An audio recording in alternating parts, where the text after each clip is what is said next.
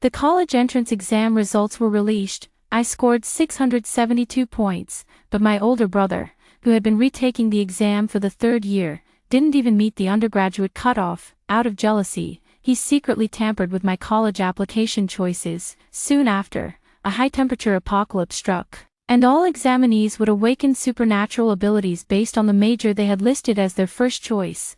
My brother had applied for a finance major and, using his wealth-sensing ability, moved our parents into a luxury villa, trading gold bars for supplies. And my major is Tamazite, and my special ability is simultaneous interpretation. My parents thought I was useless and left me at home to wait for death. A few days later, they knelt outside my safe house, begging desperately just for a sip of water. Is no 982 ready? It's about to time out. Where is number 895? Be careful, or I'll file a complaint against you. Fongli.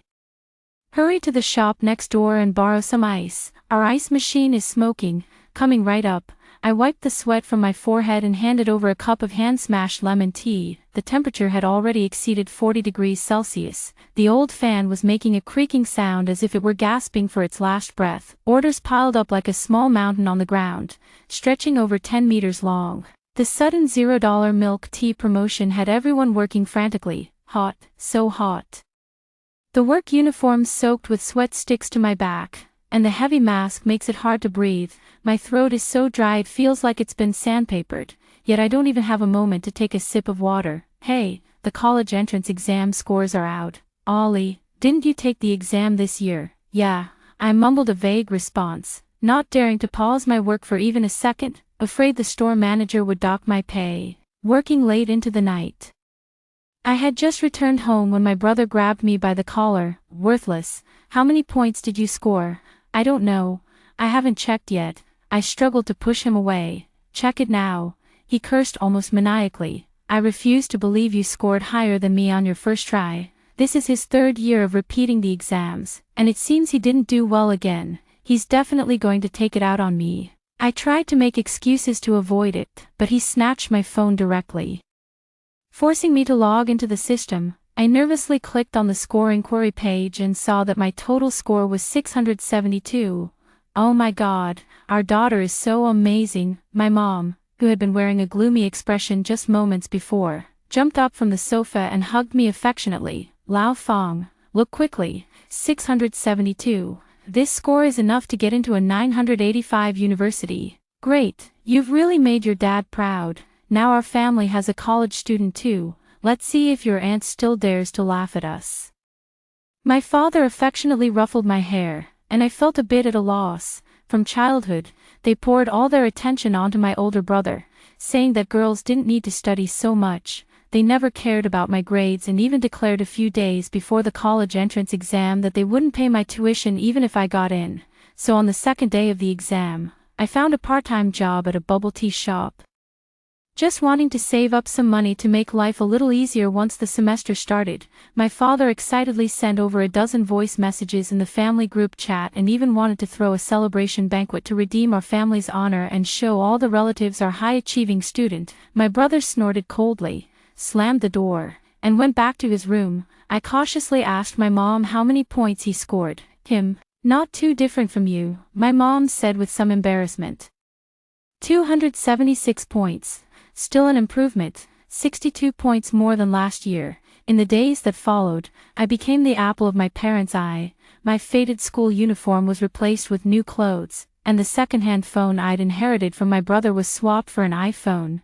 How did you know my daughter scored 672? This is the sentence my parents said the most. They sent out countless invitations for the college acceptance celebration, booked over a dozen tables at the city's largest hotel.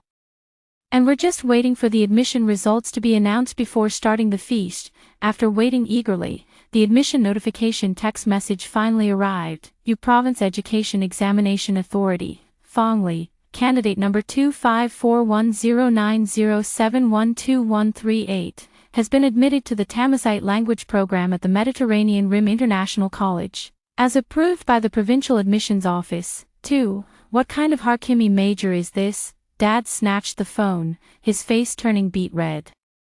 What nonsense did you fill in? Impossible, impossible. I felt as if I'd fallen into an ice cellar, repeatedly checking the text message content and phone number. It was indeed an official message. My first choice was clearly Shawnee University. I was also guaranteed admission to Jiaotong and University of Science and Technology, and at the very least, I had a safety school, Old Fong. This Mediterranean college costs 200,000 yuan a year, Mom exclaimed. Looking at the admission brochure she had searched up, that's right, 200,000 a year, 800,000 over 4 years, spending so much money just to get a diploma from some no-name university. You won't even make it back in dowry money. My brother leaned against the doorframe, looking at me with a face full of mockery. I suddenly remembered that when I was first filling out my college applications, my new computer inexplicably couldn't connect to the internet. So I had no choice but to borrow his. When I entered the password, he was standing right behind me. At the time, I was too busy filling out the applications to pay it any mind. Other than that, my password has never been seen by anyone else. After confirming the volunteer application, there are 2 opportunities to cancel and re-enter the information. You just need to input the password again. On the morning of the application deadline, I logged into the system and checked. And everything was fine at that time. After lunch, my parents and I suddenly started vomiting and having diarrhea, and all 3 of us ended up in the hospital. Fong Tsong was at a tutoring class at a training institution that day and didn't come home for lunch. We didn't come back until late at night. The doctor said it was food poisoning. Dad thought it was because the beans Mom cooked weren't fully done, so he scolded her. Fong Tsong, it was you. You changed my college application on the last day. Yes, it was me. So what? You girls just get too wild-minded from all that studying, with no idea of helping your brother. The education environment here is terrible. I want to study finance abroad. If you go to college and use up all the money, am I supposed to live a life of hardship and poverty? Slap. Dad gave Fong Tsong a slap across the face, while Mom cried and scolded at the same time. Yet in the end, they still chose my brother over me, while they were out selecting a study abroad agency. I curled up on the foldable bed on the balcony. The midday sun beat down on me, yet I felt an overwhelming chill. As expected, I have always been the child who could be easily cast aside, just because I'm a girl. I was left at my grandmother's house in the countryside before I was even a month old. It wasn't until I graduated from elementary school that my grandmother couldn't stand it any longer and made a scene, forcing them to bring me to live with them. There was never a place for me here. I lived in a windowless storage room, and later, when my brother said he had no place for his books, my bed was moved to the balcony, freezing in winter and scorching in summer, without even a proper desk. Fong Li, don't you know? In this family, you've always been an invisible, dispensable presence. 3 days later, I got out of bed and put on my bubble tea shop uniform. I needed money for my tuition to retake the college entrance exam, and to rent a place of my own. Fong Li, you've smashed 3 cups just to make 2 cups of pounded lemon tea. Do you not want this job anymore? Amid the shop manager's scolding, a line of subtitles suddenly appeared before my eyes. The high-temperature apocalypse is imminent. Examinees will gain superpowers based on their first-choice major in the college entrance exam. Everyone please prepare. 3. I looked up, rubbing my eyes in disbelief. Is no 11:25 Yangji Ganlu ready yet? Will you compensate if it's overdue? The shop manager apologized repeatedly, then turned and patted me. Hurry up, don't you want your paycheck? The crimson subtitles gradually faded, as if they were just my hallucination. I quickly added ice to the drink in my hand. But what came out of my mouth was, Oza menu, don't worry, soon. I froze in place. Is this Tamazite? The subtitles appeared again. Congratulations, you have successfully unlocked the ability, simultaneous interpretation. If this ability is real, then the high-temperature apocalypse mentioned in the subtitles must be. I wiped the sweat off my face. The thermometer on the wall had already reached 37 degrees Celsius. This small northern city had never been this hot in previous summers. What kind of nonsense are you speaking? Hey, where are you going? I took off my apron and mask, grabbed my canvas bag, and ran home without looking back. Tsong is so smart for choosing to study finance. Now our family won't have to worry about money anymore. I pushed the door open, and my parents hurriedly hid what they were holding. Fong Tsong waved his hand. What's there to be afraid of? with the supernatural ability of wealth scent. Our money is endless. On the coffee table lay a thick stack of 100 yuan bills. I found this on a shared bike, he boasted proudly. Now, nothing valuable can escape my sharp eyes. Daughter, what special abilities does that damn language major of yours have? Mom looked at me eagerly. It's simultaneous interpretation. I bit my lower lip. Now I've completely mastered this language. After a burst of sharp laughter, they went out together to scavenge for more wealth. Only I was left, sitting dazedly on the sofa. Facing this hopeless fate, I don't know how long it had been, but the air conditioner let out a buzzing sound, then fell silent. Power outage. I originally enrolled in the electrical engineering program. If my major hadn't been changed, I could at least be enjoying some cool air right now. When my parents came home that evening, their faces were beaming with barely contained excitement. I heard that Fong Tsung had taken the family's property deed to secure a loan.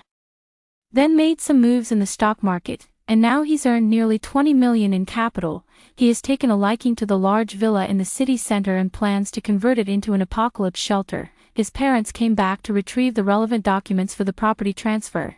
They chattered away as they packed their things, only to turn around and notice me sitting silently on the sofa. Shaoli, you must have seen the Doomsday countdown too.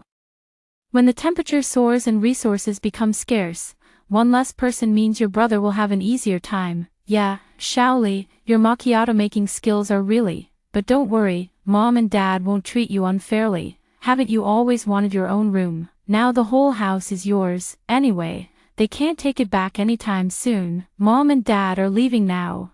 There's food in the fridge. Take good care of yourself while you're home alone. They left just like that, as casually as if they were just going on a 2-day business trip to the neighboring city. On the table sat 5 pounds of bean pods taken out from the fridge. I numbly swallowed the flat Sprite that had long lost its fizz. The store manager had already blocked me, and half a month's wages were gone. After finishing these green beans, I'm going to starve to death. Damn it, it's the end of the world, and I still have to eat green beans. Am I the god of green beans in the Sahara Desert or something? In the midst of despair, the phone in my pocket suddenly rang. Shaoli, is everything okay on your end? Grandma doesn't know what's wrong, but she's been feeling very uneasy today. If you're facing any difficulties, don't be afraid, tell Grandma. Hearing my grandmother's loving voice, all the grievances I had accumulated over these days instantly burst forth. I choked up with sobs and told her about my current situation. I wondered why your parents weren't answering my calls, those two good-for-nothings, she scolded angrily. Don't be afraid, Shaoli, Grandma is here, come back, and we'll live together, just the two of us. After hanging up the phone and drying my tears, I realized I didn't have many belongings in this house. I quickly packed my luggage, shouldered a large bag of beans, and boarded the bus home. By the time I got off the bus, it was already dark.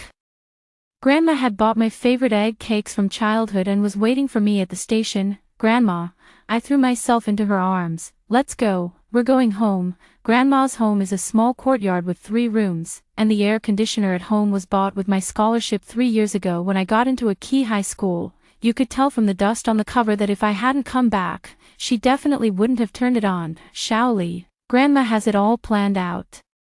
I've been saving my pension all these years, she said, counting on her fingers. At the very least, it's enough to stock up on rice and flour. There's a well in the yard, and behind the house, there are a few acres of land. When the time comes, we can set up greenhouses and grow some drought-resistant vegetables. We won't starve, at least. We also need to install solar panels, so the air conditioning can still work if the power goes out. Even as I said this, I couldn't help but have my doubts. If the temperature really reaches 50 or 60 degrees, I'm afraid the air conditioning might not work well. But under the current circumstances, all we can do is try our best and leave the rest to fate. The next morning, I drove a tricycle to the county to purchase supplies. The news had already spread, and everyone was rushing to buy goods. The market was completely congested.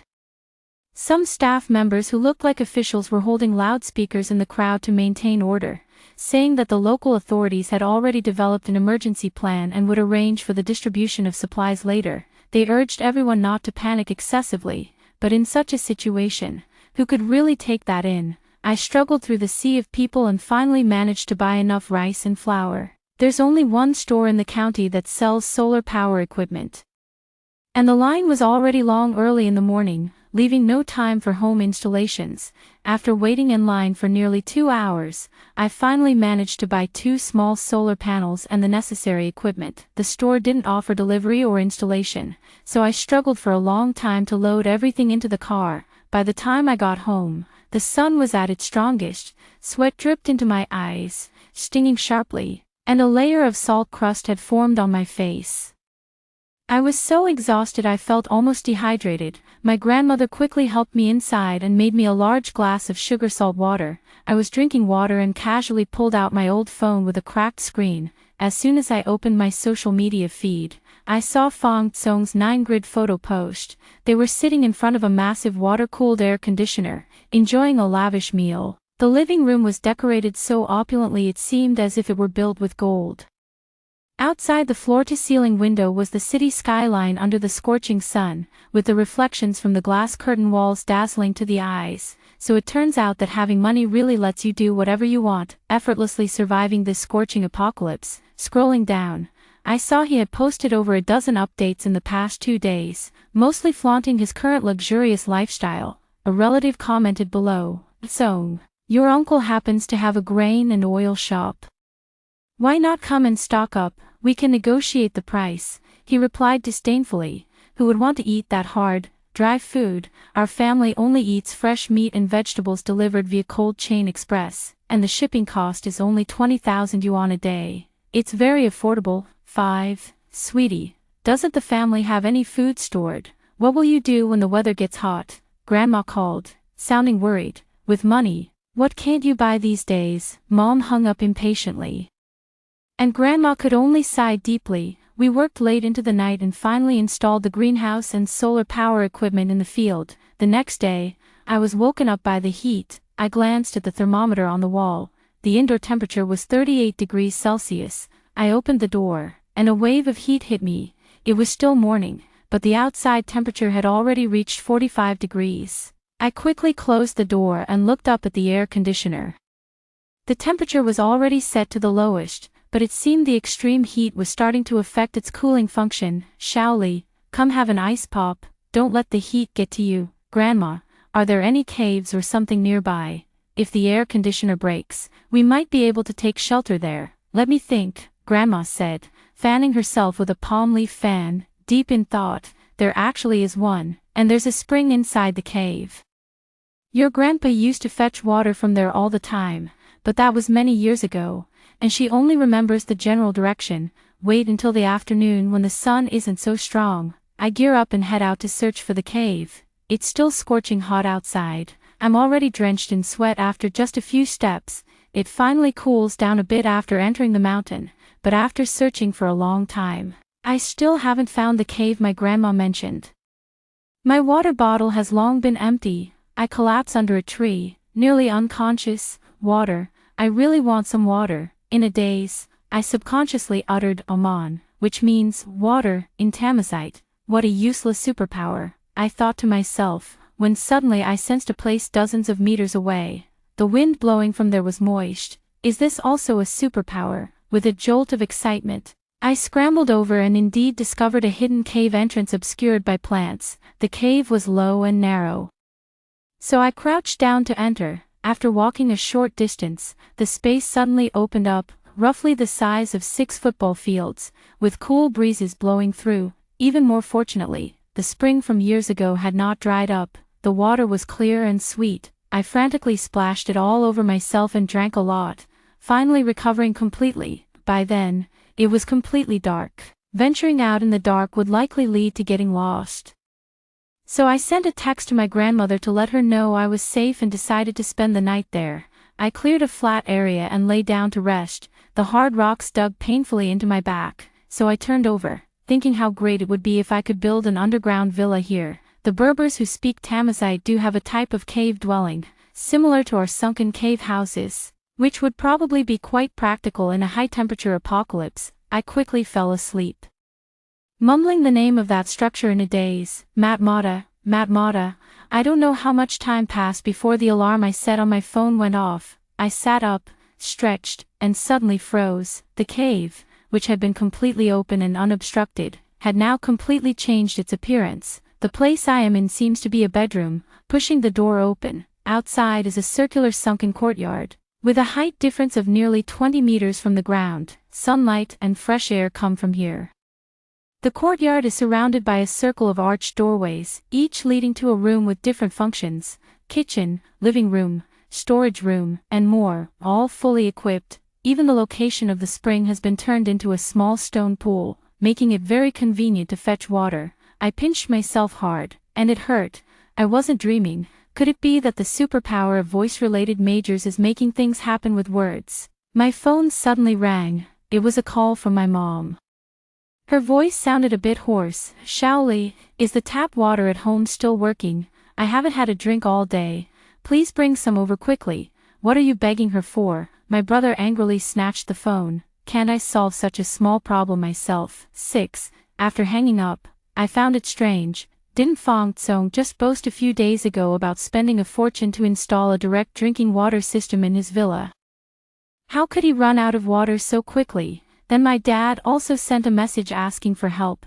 After some questioning, I found out that when Fong Tsong was renovating the villa, he paid a hefty sum to jump the queue and have the water company install his direct drinking water pipeline first. He demanded it be completed within half a day.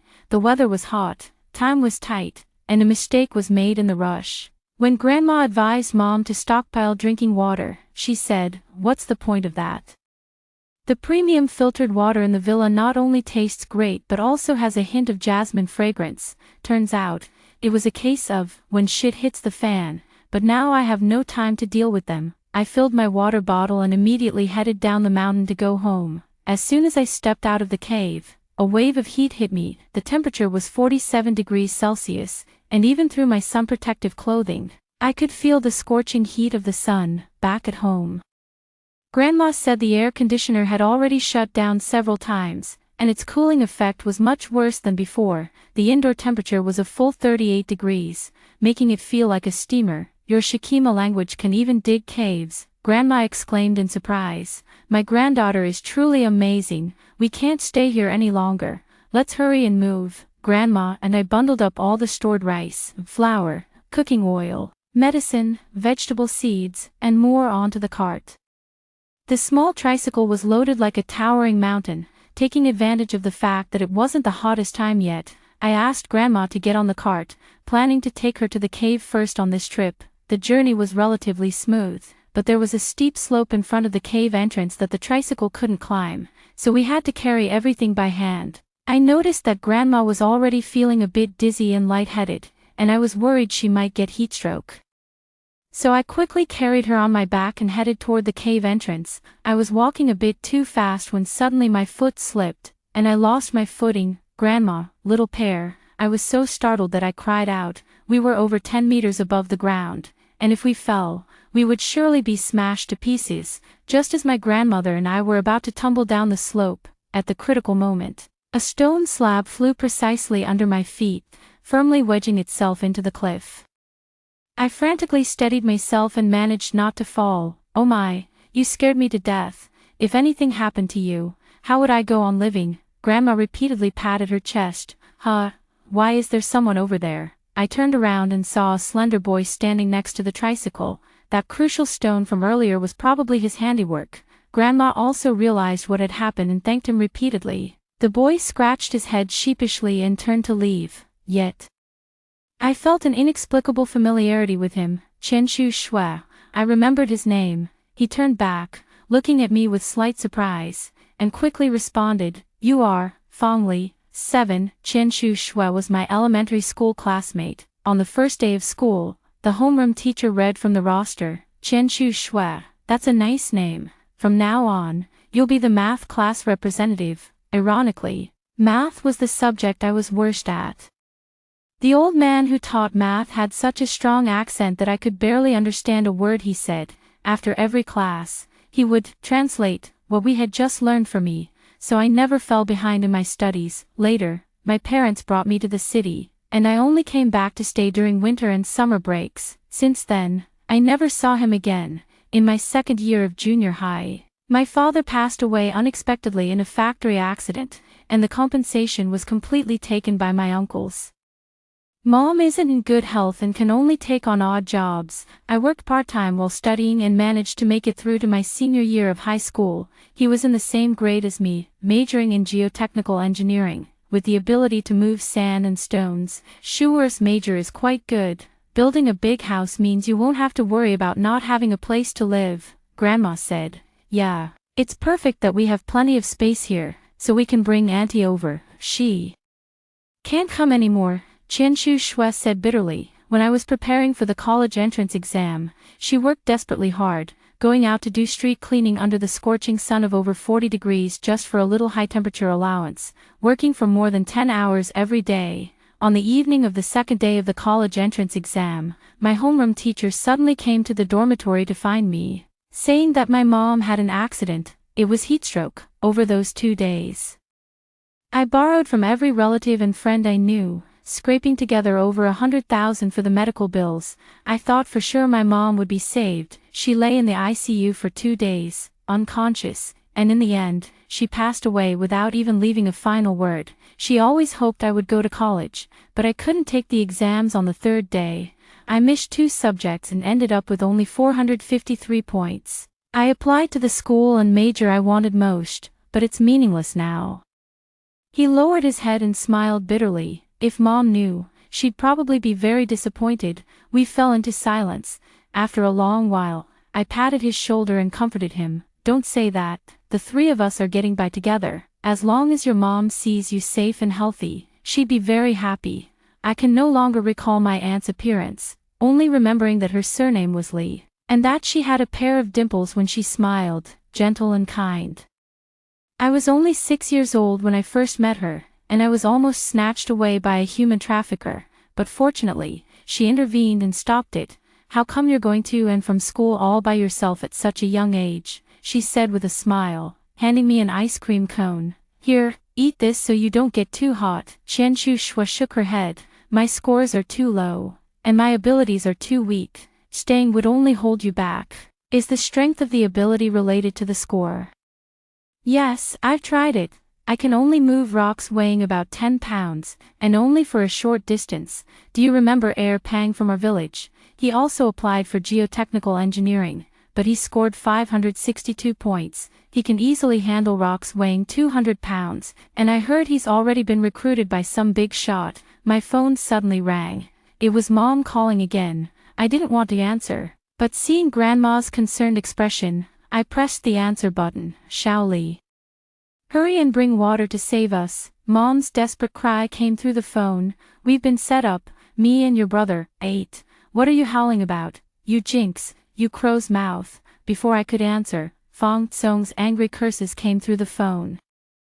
The phone seemed to have been thrown to the ground, then picked up by Dad. Sweetie, that damn logistics company is inhuman. They originally said 40,000 yuan per liter of water, but when it came time to pay, they said they don't want cash, only gold bars. Isn't that just scamming people? I heard that the milk tea shop at the street corner is selling ice and cold drinks at high prices. Didn't you work there before? Have a good talk with your manager, no matter how expensive.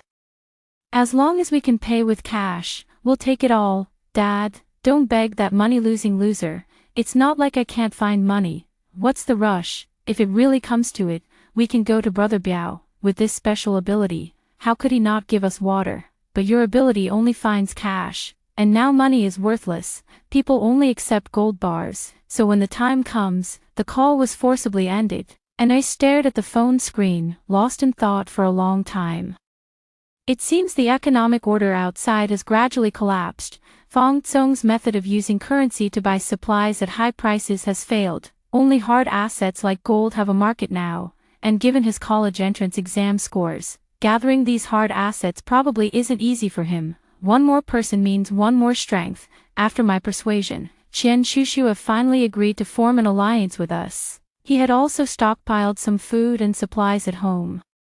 But after hearing on the radio that local bandits had started causing trouble, he became worried about safety and decided to go up the mountain to find a hidden shelter. the two of us drove a tricycle to move his supplies back and also gathered some stones and wood to strengthen the construction of our defenses. Shua, don't climb so high, be careful not to fall, Grandma shouted in the courtyard, as Qian Shushua, holding a hemp rope, gradually descended from the over 10-meter deep courtyard toward the ground. Outside is the mountaintop, great terrain, easy to defend and hard to attack. The lighting conditions are good too, set up solar panels here, and we won't have to worry about electricity. He called out to us after observing the surroundings. Can you move it? Yes. He strained to activate his special ability, slowly moving a basin-sized rock to the ground. Build a wall around the outside, leave ventilation openings, and cover it with blast-proof glass. That'll make this place a lot safer. You can make glass too,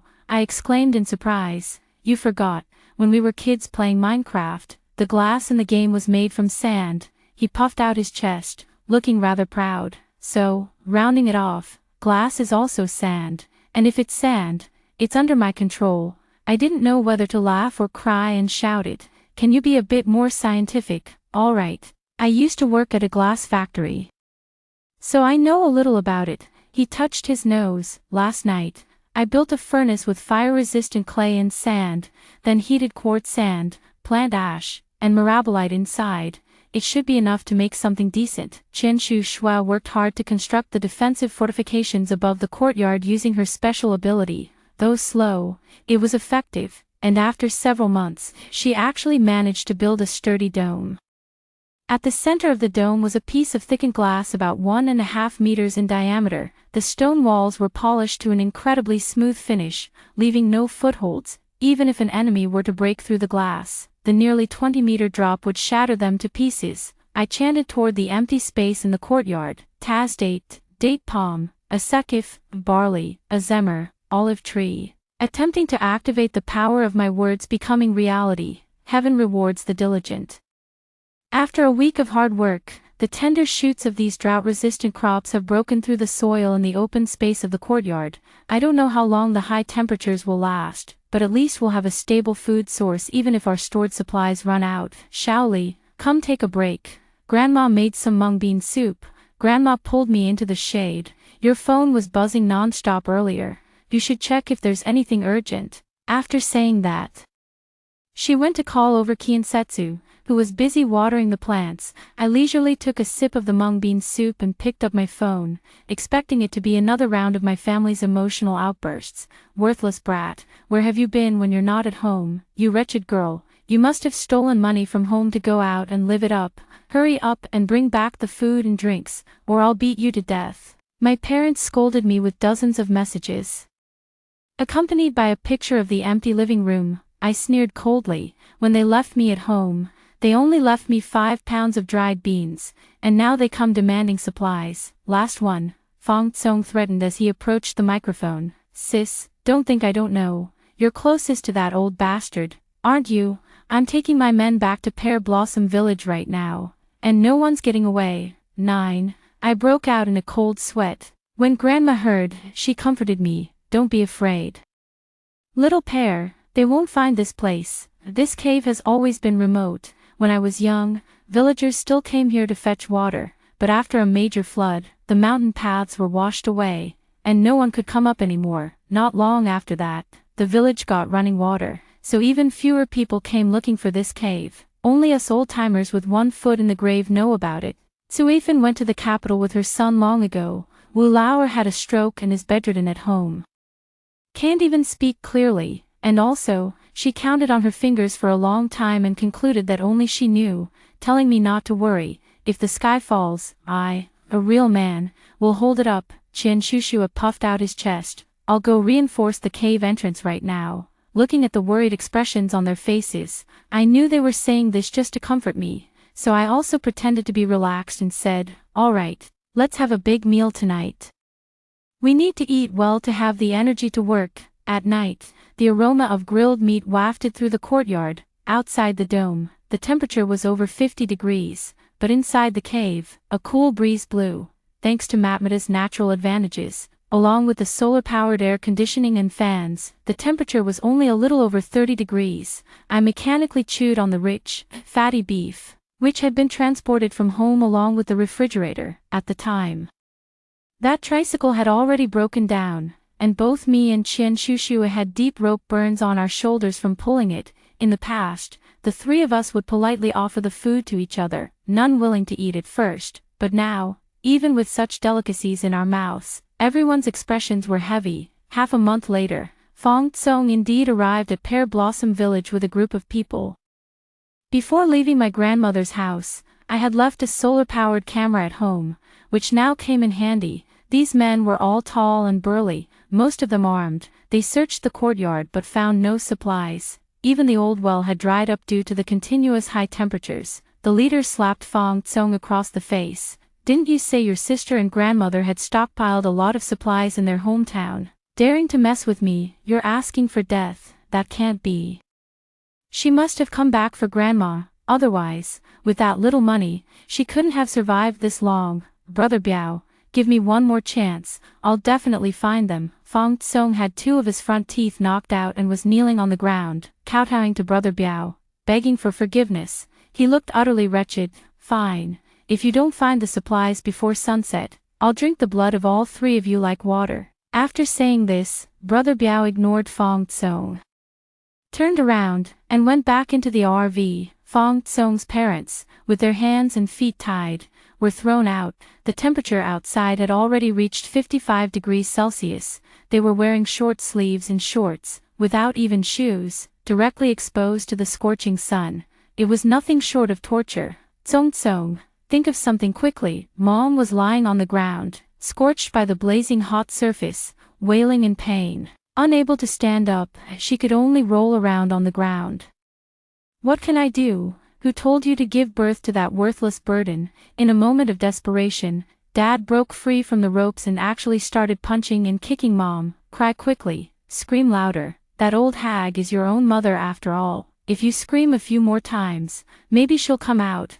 Mom screamed and rolled around to dodge, writhing like a maggot toward the car door, shouting, "Brother Biao, those two men have more blood. Kill them first if you're going to kill anyone."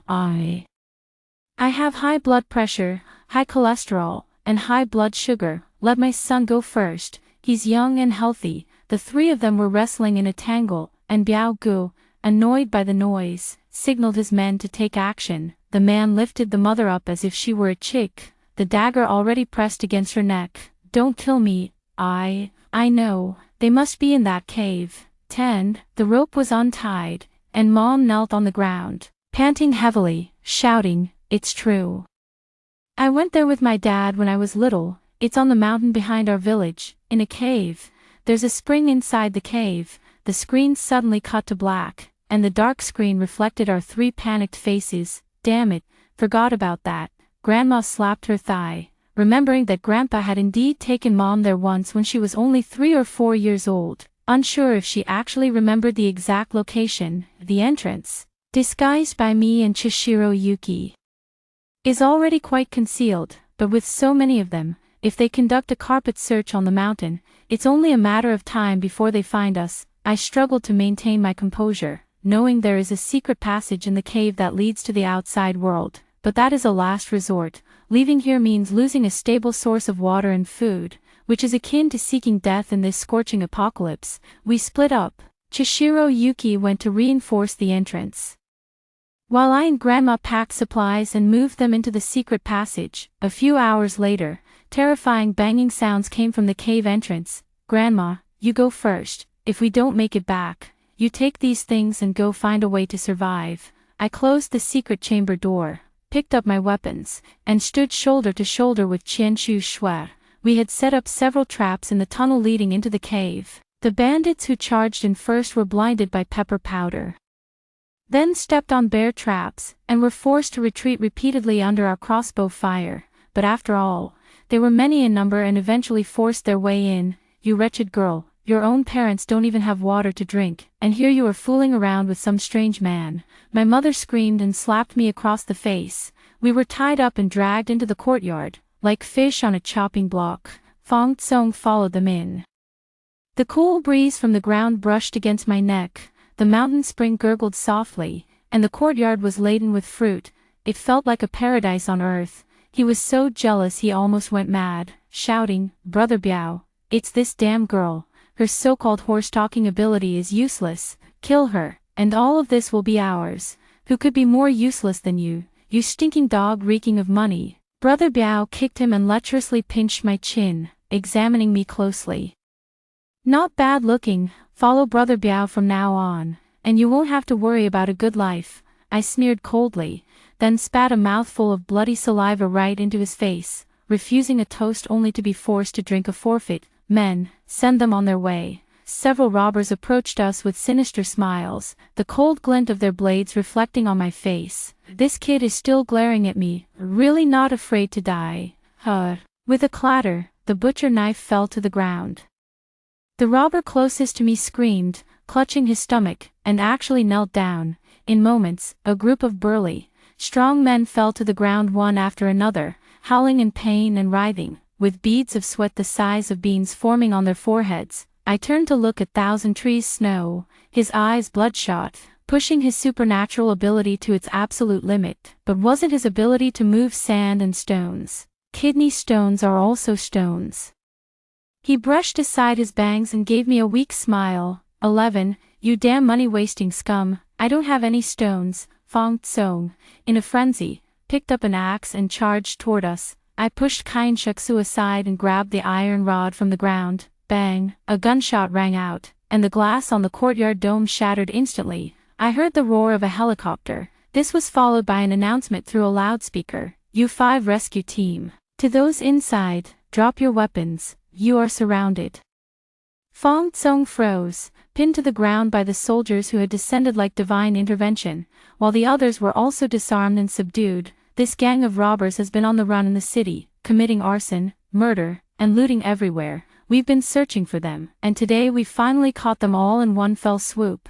I learned that the country has mobilized the military and the strength of many superhumans, organizing rescue teams nationwide to save survivors and eliminate rebel organizations. Captain Lee, the leader, looked around. This type of building has great reference value for the construction of shelters. Are you willing to join the construction team? Chen Shu Shui and I exchanged a glance and immediately nodded. Damn it, Biao Gu, his face deathly pale, endured the excruciating pain of kidney stones racing through his body, broke free from the two soldiers' restraints, and actually pulled out a string of grenades from his chest. If I'm going to die, I'm taking a few more with me, watch out. Everyone was on high alert. At the critical moment, a sharp arrow struck him right in the chest. Looking back, the secret chamber's door had somehow opened. Grandma walked in holding a crossbow. Spat fiercely on Biao Ji's corpse. Dare to bully my little liar. I was the best sniper in the militia back in the day. Biao Gu stared wide-eyed, then fell straight to the ground, motionless. Grandma, I threw myself into her arms, tears streaming down my face, yet feeling an unprecedented sense of security. It's a frame-up. We were all forced by Biao Gu. Fong Tsong and his parents wailed as they were dragged away, about to face the judgment they deserved. Months later, underground shelters were completed across the country. No one knew how long the disaster would last, but at least humanity had finally found a way out in the face of desperation. The college admissions process resumed, and I was fortunate to see my ideal university in the supplementary application round, successfully receiving an acceptance letter from Shanghai University for the electrical engineering program. A year later, the prolonged period of extreme heat finally came to an end. People emerged from the underground cities and gradually returned to their normal lives. Biao Gu and other bandits who committed arson, murder, and looting during the disaster were sentenced to death. My parents and Fong Tsong, after seeking refuge with him, also engaged in numerous heinous acts and were punished as accomplices. They will likely spend the rest of their lives in prison. On the first day of school, I followed my roommates to welcome the new students at the school gate. Amid the laughter and chatter, I suddenly spotted a familiar figure in the crowd. Senior, Chishiro Yuki smiled as she walked toward me. I'll be counting on your guidance from now on. Holding her hand as we walked back to the dormitory, I was momentarily lost in thought, suddenly recalling a conversation we had during the last summer vacation before I transferred schools. Shaoli, you're so amazing. Another perfect score. Which university are you planning to attend? Of course, it's Shanghai University. That's the most prestigious university in the 4 provinces. Ah, isn't that really hard to get into? Qian Shushua scratched her head, looking troubled. But don't worry, I'll definitely catch up to you. Someday, we'll meet at the entrance of Shanghai University. Let me out. I have superpowers. I have a lot of money. I'm a top-tier finance graduate who studied abroad. I can give you any amount of money, just let me out. Tisk, having another episode again.